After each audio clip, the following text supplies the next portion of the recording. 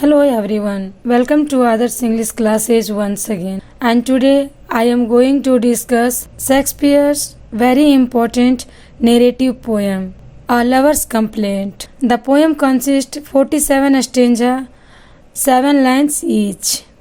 And poem is, "Oh that infected moisture of his eyes, oh that false fire which in his cheeks so glowed, oh that forced thunder from his heart did fly, oh that said breath his spongy lungs bestowed, oh that borrowed motion seeming odd would yet again betray the force betrayed and knew pre-what a reconciled maid."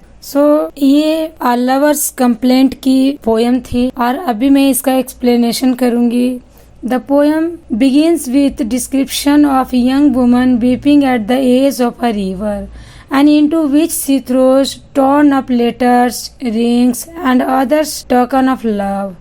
A old man nearby approaches the woman and asks the reason for her sorrow, and he recounts in detail the speech her lover gave to her which seduced her, and concludes her story by conceding that she would fall for the young man's false charms again. Lover's Complaint. It is written in 1609 and narrates the story of a young woman who laments over her seduction by a persuasive womanizing young man. He eventually leaves her and break her heart. अगर हम बात करते हैं A Lover's Complaint की, तो ये भी Shakespeare की एक नैरेटिव पोयम है और ये पोयम 1609 में पब्लिश हुई। और आपको बता दूं कि ये पोयम पूरे 47 स्टेंजा में डिवाइडेड है और ये 7 लाइन पोयम है। रॉयल राइम है 7 लाइनों की। इससे पहले हमने वीनस एंड एडोनिस को डिस्कस किया है और वीनस एंड एडोनिस में टोटल 199 स्टेंजास थे और प्रत्येक स्टेंजा 6 लाइन की थी। बट ये पोयम राइम रॉयल में लिखी गई है। ये राइम स्कीम क्या होती है, 7 लाइन की पोयम होती है।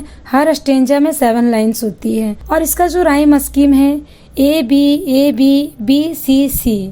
अगर बात हम करें इसकी स्टोरी की, तो इस स्टोरी में एक यंग लेडी होती हैं और एक ऑड मैन होता है और वो जो यंग लेडी होती हैं वो एक रिवर के किनारे बैठकर रो रही होती हैं। वो लेडी अपने लवर से काफी दुखी होती हैं और उनके सारे लेटर्स को फाड़ फाड़ के नदी में डालती रहती है और रोती रहती है। और यहीं पे एंट्री होती है उस ऑड मैन की। वो आकर के पूछता है कि आप क्यों रो रहे हैं। एंड ऐसा कह सकते हैं कि इस पोयम के जरिए शेक्सपियर ने ये बताने की कोशिश की है कि जब भी बात लव की होती है तो बिलवेड हमेशा अपने लवर की कंप्लेंट करती हैं।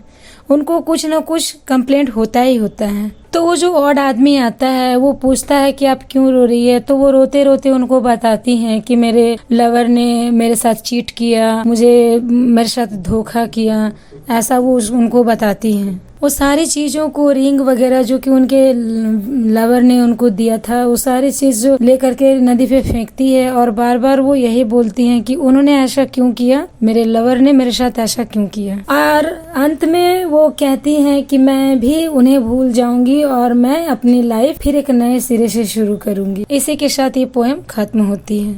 Okay, so guys, and with this Shakespeare's poetry ends here, and I must write your suggestion in the comment box. See you in the next video.